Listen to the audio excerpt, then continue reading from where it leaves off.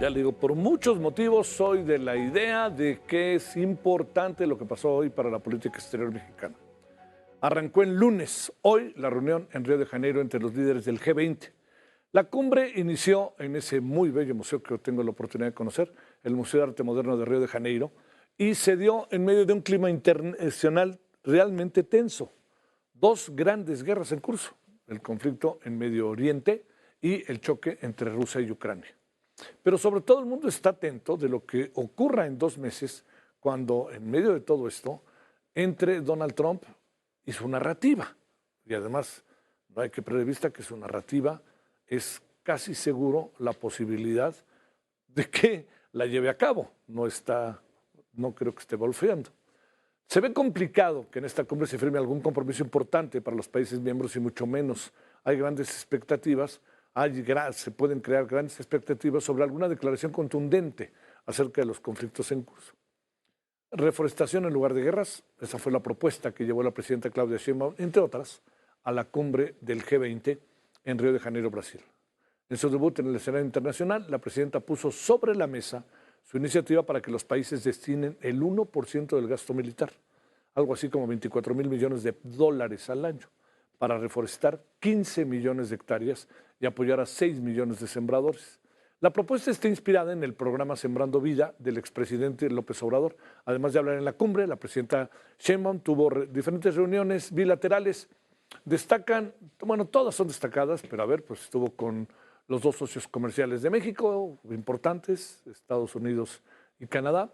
Se encontró por primera vez con Biden, con Joe Biden, a tan solo 2 meses de que Trump entre a la presidencia. Y también se reunió con el primer ministro de Canadá, Justin Trudeau, con quien habló del TEMEC y sus beneficios. Por cierto, hay un video, si lo puede ver, véalo, de Justin Trudeau, en que habla Justin Trudeau de los errores que han cometido en migración y de lo que ha llamado la pausa que se va a dar en esta materia durante algún tiempo para Canadá. Ojo, hay que verlo porque nos va a afectar a querer o no. Y las razones que da Justin Trudeau es que han cometido errores, ellos, los canadienses, y quieren resolver el asunto lo más pronto posible. Recuerden que en Canadá también están cerca ya las elecciones. Arlene Ramírez Uresti, internacionalista y académica de la Universidad Iberoamericana, con usted y con nosotros. Arlene, gracias por tu tiempo y más en Puente. ¿Cómo te ha ido? Buenas noches. Hola, buenas noches, Javier. Un gusto saludarte como siempre. Gracias por la invitación. Gracias a ti. A ver, ¿qué pensamos de, no sé, a lo mejor no quiero irme con la finta, pero me parece que es una presencia muy importante la de la presidenta mexicana en el G20? A ver, ¿cuáles serían los puntos para poder entender lo que está pasando desde el ámbito G20, política exterior mexicana y también la dinámica que está viviendo el mundo? Definitivamente es un acierto el que la presidenta cambie la hoja de ruta que veníamos teniendo en la política exterior. Como bien apuntas, en un momento sumamente convulso alrededor del mundo, con mucha expectativa por la llegada de Donald Trump a los Estados Unidos nuevamente, no al gobierno de los Estados Unidos, pues definitivamente el hecho de que la presidenta de México acuda a este tipo de foros no solamente abre la posibilidad para nuevamente establecer un posicionamiento que le sirve muchísimo a México. Este tipo de intercambios, el uno a uno con los grandes líderes del mundo, puede generar no solamente un cambio en la percepción que se tiene de México en este momento, no la expectativa que hay con países importantes, sino sobre todo el que la muestra de voluntad de cooperación está ahí y creo que eso es bastante favorable definitivamente. Ahora, la pregunta es, por lo que sucede, ¿qué papel juega México en el G20 y qué tanto, te preguntaría Arlene, pueden las cosas, puede llegarse a acuerdos? Da la impresión de que pues estamos cargados de buenas intenciones, pero ¿qué podría pasar? Pues mira, el grupo es un grupo muy relevante, sobre todo para los países que integran en materia de crecimiento económico. El impacto de estas economías en el mundo es fundamental, pero también los países del G20 reúnen una problemática bastante importante y la iniciativa tiene como objetivo justamente llegar más allá de la buena voluntad. El problema es que tristemente México llega, ¿no? Con un programa que ya conocemos, Sembrando Vidas, llega con pocos resultados en materia de acción climática.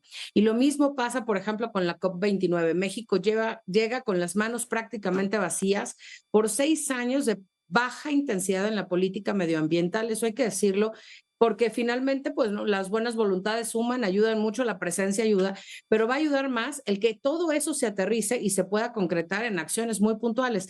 México es relevante para la región, no solamente porque concentra una gran cantidad de los migrantes que están expulsados ahora por acción de cambio climático, sino que también es importante porque es, digamos, la bisagra entre los dos hemisferios y, por supuesto, genera mucha expectativa. ¿Cuál será la postura que tiene México ahora respecto al Cono Sur y, por supuesto, a los organismos de cooperación multilateral?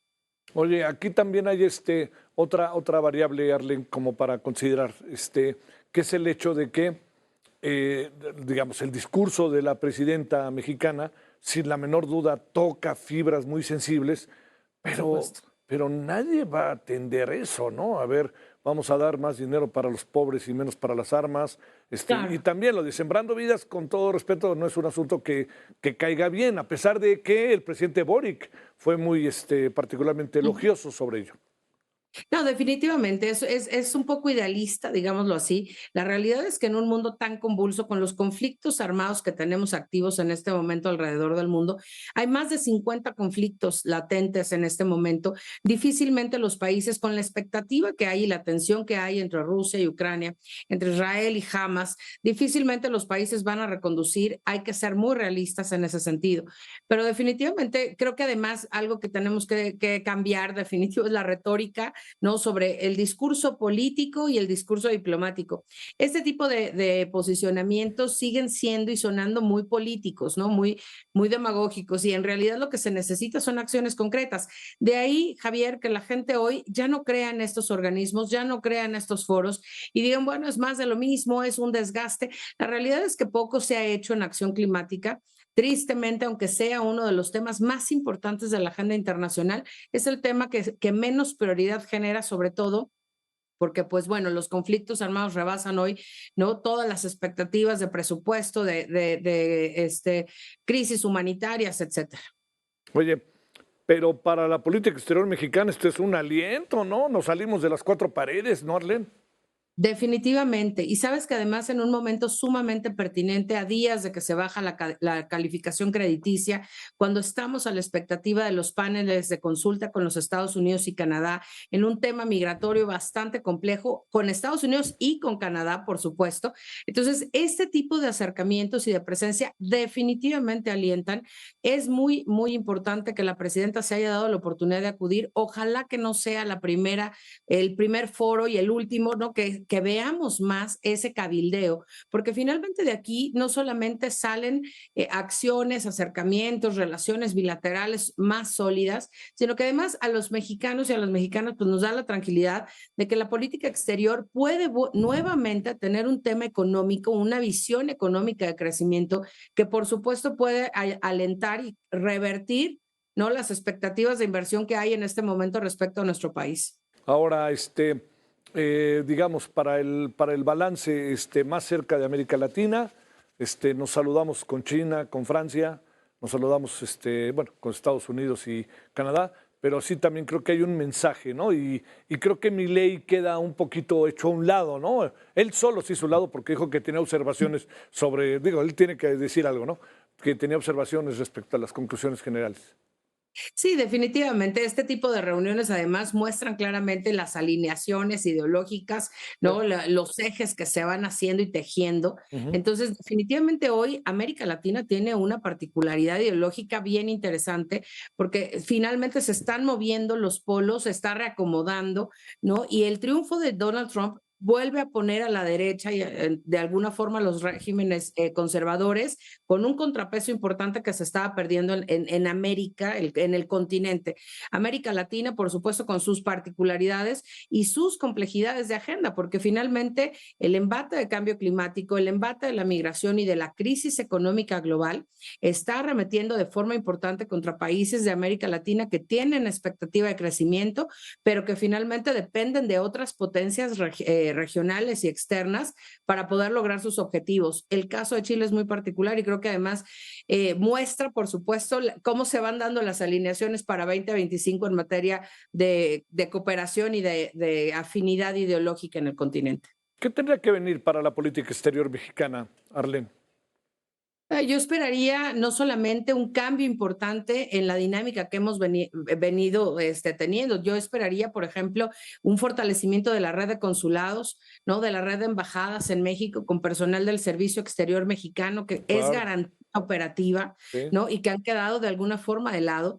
Pero además esperaría que la presidenta le diera este giro que hoy pareciera que está sobre la mesa de conversación, que es retomar los ejes de la política exterior económica en México. Eso es fundamental. México se logró posicionar como una marca país hace años y lo hizo de forma exitosa y para el beneficio de los micro, pequeños y medianos empresarios en México. Entonces, creo que esa parte podría funcionar extraordinariamente bien en momentos de reto para la política exterior, porque definitivamente tenemos que decirlo, vienen meses de reto para México en muchos frentes. Entonces, creo que la política exterior puede ser un punto bastante importante de fortaleza para sobrellevar los retos.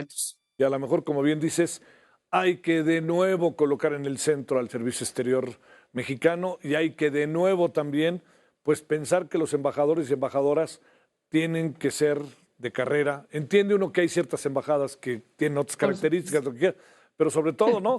Tú terminas tu Sí. gubernatura, le caíste bien a ya sabes quién y vámonos, que te gusta España o dime a dónde quieres ir, ¿no? Definitivo, tenemos que regresar a revalorar al Servicio Exterior mexicano y a poner al centro a la política exterior, porque finalmente es lo que va a detonar estabilidad, crecimiento, certidumbre y por supuesto que eso va a traer capital, inversión y las cosas van a ser mucho más fáciles para los mexicanos dentro del territorio nacional con una buena política exterior. Te mando un saludo y muchas gracias en este puente que estuviste con nosotros. Gracias, Arlene. Gracias a ti, Javier. Como siempre, Gracias. un abrazo. Para Buenas ti, noches. gracias, buenas noches.